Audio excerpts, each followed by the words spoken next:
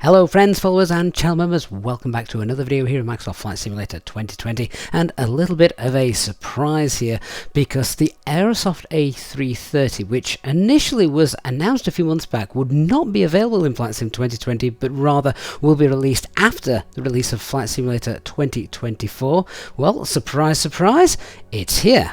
Now, when Aerosoft initially announced they were making an A330 for Microsoft Flight Simulator, the community was thrilled because, let's face it, they've got a very good pedigree of creating aircraft, and we've seen the quality of the airports and scenery they have provided for Flight Simulator 2020, so this could only be a good thing. And there was so much disappointment from the community when they pulled back and said, actually, we're going to wait until Flight Sim 24 is released before the A330 will drop. So it is very surprising to see that we're here, Flight Sim 2020, and this is a first look, review and test of the Aerosoft A330 300 series with Pratt & Whitney engines. This is what they are calling the base pack, and more engine variants will get released in the near future. So of course, like all of you, I've got very high expectations for this aircraft. Can't wait to see what it's got in store. I'm going to be putting it through its paces on a real world flight from Boston across the Atlantic to Amsterdam. So, very basic thing first, it does come with a few liveries included, Delta of course being one of them. It also has some historical liveries like LTU, American Airlines, so not the biggest selection available, but I'm sure the community will fill in the gaps. Visually from the outside it looks very pleasing. As you can see here on screen, everything in place, the liveries themselves, they've done a very good job, lots of little bit of dirt and scuff marks etc where you'd expect to find them, details on the landing gear. So yes, from a model perspective, looking outside, very photogenic, looks exactly as it should. Touching on performance and FPS, I have to say it handles really well. So certainly if you are used to this kind of performance you get with maybe the fly-by-wire, the PMDG, it's very similar to this. More frame rate friendly than say the Phoenix family of aircraft. So now let's take a look inside. Obviously, from a 330 perspective, everything is where it should be. The overhead is a correct, proper Airbus A330 overhead, as is the pedestal. In terms of overall textures and modelling, probably not the best quality you're ever going to see. I wouldn't say it's as good as PMDG, and it's nowhere near as good as the Phoenix A320. Everything is present and correct, but it's more akin to the default A320 in Flight Sim, those kinds of instruments that you're used to seeing.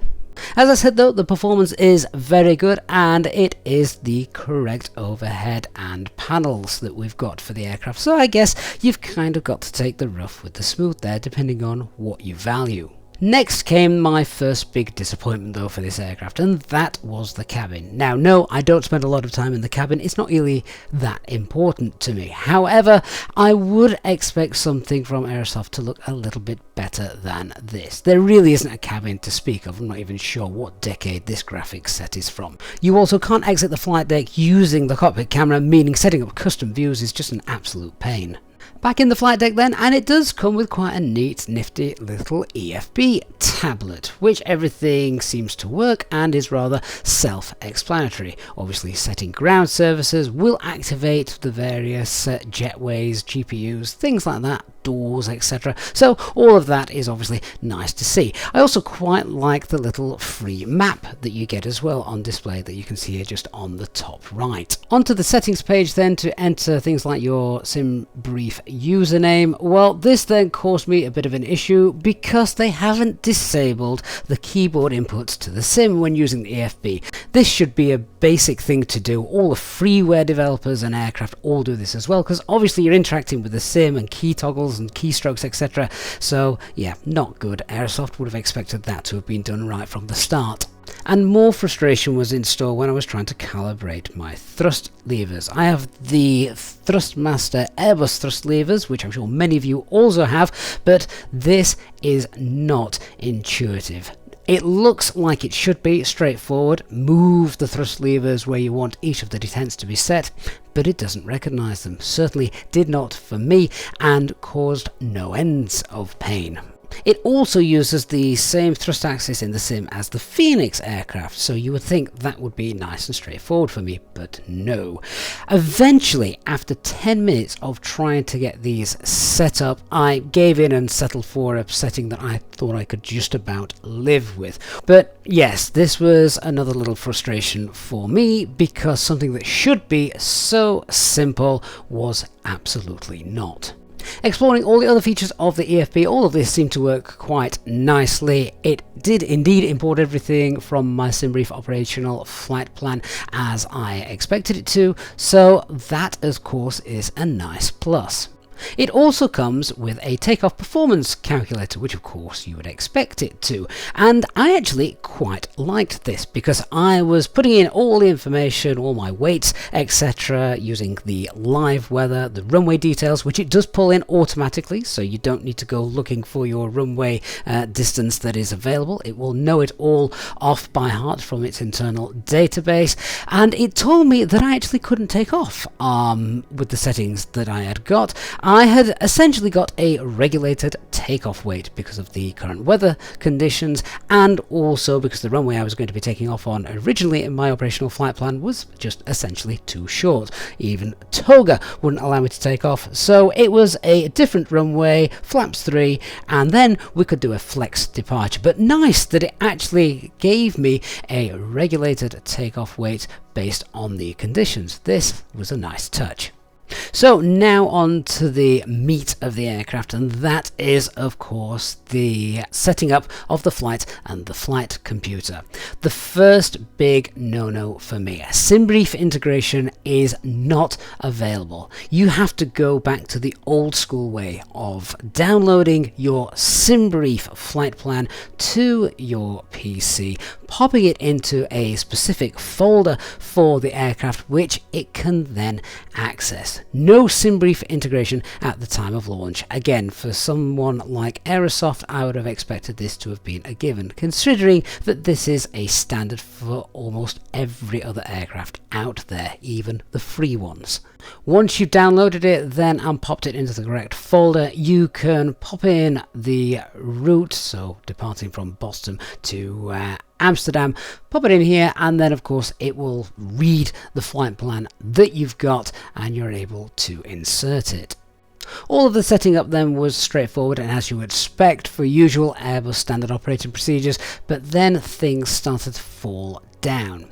There is only a very limited functionality in the McDo. Things like setting the alternate fuel, etc. doesn't work. Things like automatic fuel planning, which you should always be able to check, doesn't work. So you are just left with having to put in your own figures, and that is it. The fuel calculations and en route fuel calculations are pretty much not going to be really reliable, and in some circumstances just non-existent. I was also very sad to discover that the secondary flight plan page does not work. It is in op, which again, for a commercial level aircraft of what we hoped to be of some decent quality, should definitely be available. But no secondary flight plan for the Aerosoft A330.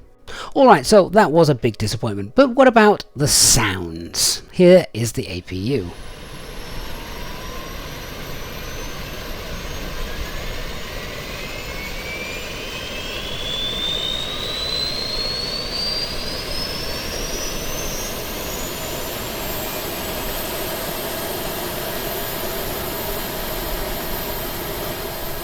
Yep, okay, that's a big tick. I like the sound of that. Sounds realistic as well, so well done Aerosoft. Up next then, during the pushback, let's listen to the engine start sounds.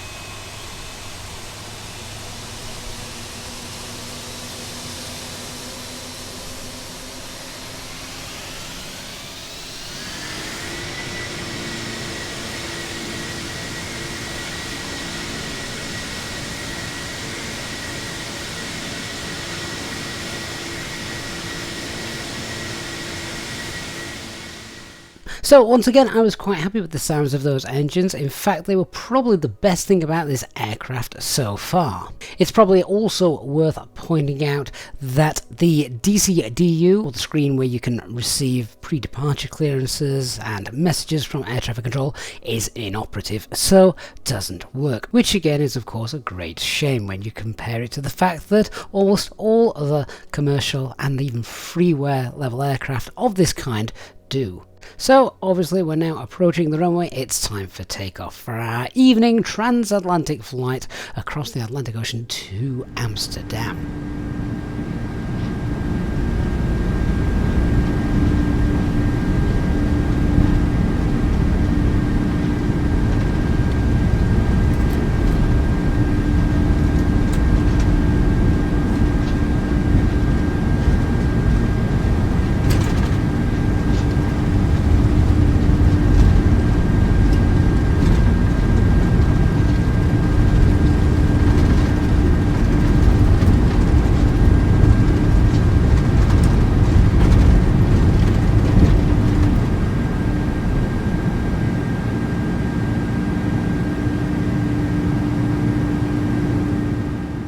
Now, I know I'm heavy, but I honestly thought I was going to run out of runway with that takeoff roll. Not sure how accurate the V-speeds and flex settings are for the A330, as I don't have access to a A330 real-world calculator to compare it to, but I did think that that was perhaps a little bit too long on the runway. Certainly in real life, I'm pretty sure that we'd be rotating much sooner than that.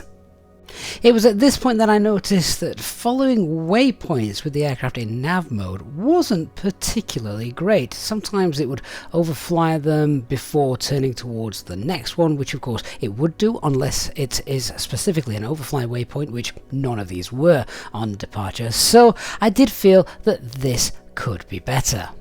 The next disappointment then, and sadly this is absolutely huge for an aircraft with such expectations on its release, the hold function does not work. Well, that puts this aircraft right out of the realms of possibility for those wanting to fly in busy airspaces on VATSIM. With the inability to perform automatic hold functions like all real-world airliners do, then this really was a letdown and probably my biggest disappointing factor so far. How Aerosoft could omit such an essential feature, unfortunately, I will never know. The overall handling of this aircraft for hand flying and such actually felt really nice and had some proper weight behind it, as you would expect an aircraft of this size to have. So now it was time for the relief crew. I was going to disappear, let my aircraft cross the Atlantic overnight, and we'd see what happened with our arrival at Amsterdam in the morning. Morning time came and Amsterdam was looking beautiful. Time to see how our Aerosoft A330, which if I'm being honest has not impressed so far, would handle the arrival. We would be performing an ILS approach to runway 18 right, which is fairly straightforward, nothing particularly special about it, so an aircraft with this expected quality should handle it without any issues. A direct to a waypoint just north of the airfield meant we were going to get a nice, easy, straightforward, simple ILS capture. Also worth pointing out that the beam function does indeed work when using the direct to function, something which I thought would not be working considering the fact they couldn't even get holds implemented. Unfortunately though, this was not straightforward either.